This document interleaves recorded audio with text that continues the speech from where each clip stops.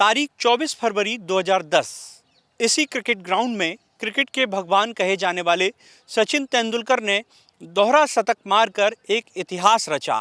ये स्टेडियम जहां पर मैं खड़ा हूं, ये कैप्टन रूप सिंह स्टेडियम है।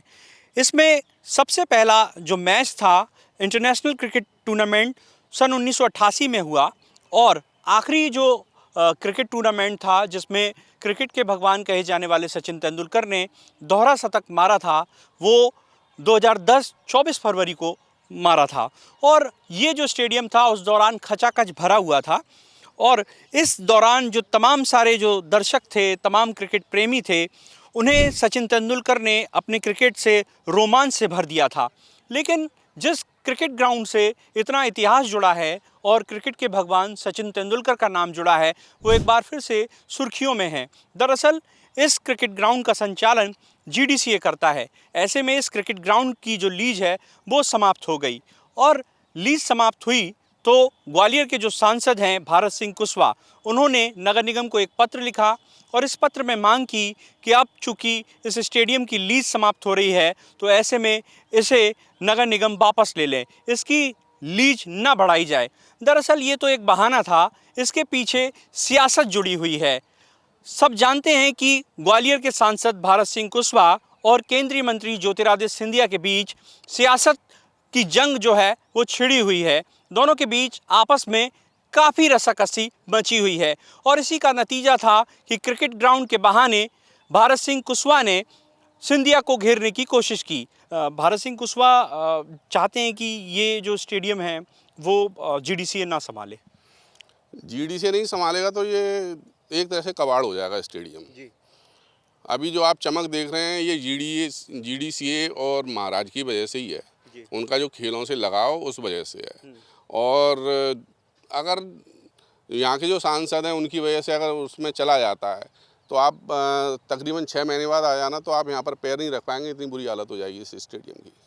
मैं ये भी बताऊंगा कि लीज बढ़ गई है, तो क्या खुशी है आपको इस बात को लेकर? ये तो बहुत खुशी की बात है और मतलब इसको जितना धन्यवाद बोला जाए नगर निगम परिषद को उतना कम होगा, क्योंकि जीडीसीए के तत्वाधान के अंतर्गत ये स्टेडियम रहेगा तो यहाँ मैच होते रहेंगे, इस स्टेडियम का कायाकल्प बना रहेगा और कल्याण होता रहेगा। उनका ये भी कहना है कि उन्होंने जो पत्र में जिक्र किया है कि जीडीसीए ने आज तक कोई अच्छा खिलाड़ी नहीं दिया, कोई बड़ा खिलाड़ी नहीं निकला, तो इसकी ज़रूरत क्या है, जबकि नया क्रिकेट ग्राउंड बन गया है शंकरपुर में, तो ऐसे में इसको वापस ले लेने चाहिए। मैं एक बात बोलूँगा आपसे, थोड़ा ये महल ने जो डैम बनाए तेगरा डैम, आज तक कोई एक डैम तो बना नहीं पाया जो जनता की प्यास बुझाए। महल के बनाए हुए ही काम अभी तक जनता के काम आते रहे हैं जी। तो ये तो खाली पॉलिटिक्स है। कोई अच्छा महल के अलावा कोई अच्छा नेता नहीं हुआ जिसने ग्वालियर के लिए काम कराए हों। ये भी कह सकते हैं कोई अच्छा नेता पैदा नहीं हुआ जी, जो ग्वालियर को मतलब अंतर्राष्ट्रीय स्तर पर पहचान दिला सके, जो महल ने दिलवाई, बड़े महाराज ने दिलवाई, फिर महाराज साहब ने दिलवाई, अब युवराज साहब काम कर रहे हैं उसी दिशा में।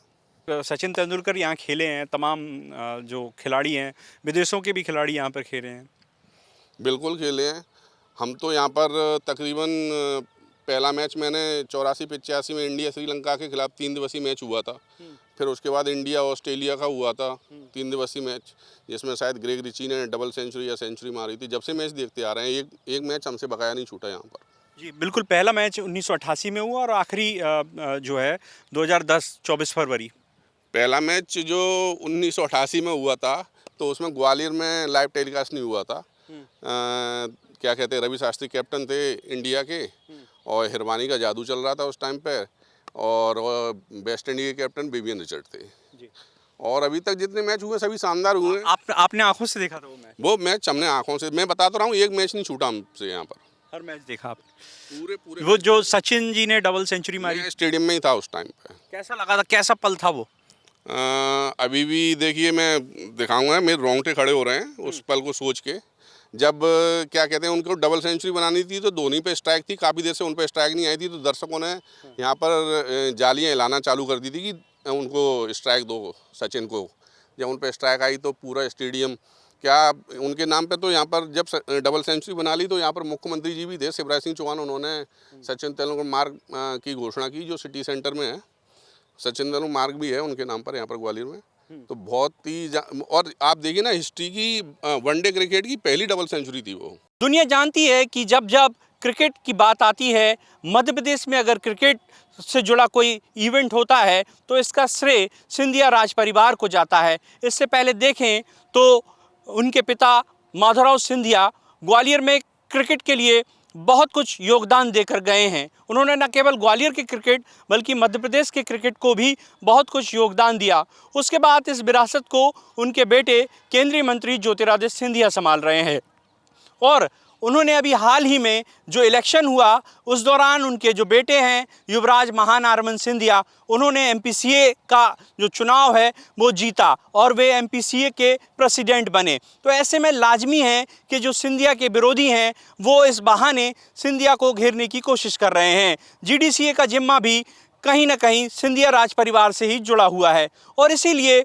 जो भारत सिंह कुशवाहा हैं ग्वालियर के सांसद, वो चाहते हैं कि इसकी लीज न बढ़ाई जाए। लेकिन परिषद में भी ये मुद्दा उठा और परिषद में बीजेपी के पार्षदों ने ही भारत सिंह के इशारे पर इसका विरोध किया। लेकिन तमाम विरोध के बावजूद सिंधिया का दबदबा कायम रहा और कांग्रेस की महापौर होने के बावजूद इस क्रिकेट ग्राउंड की लीज को बढ़ा दिया गया है।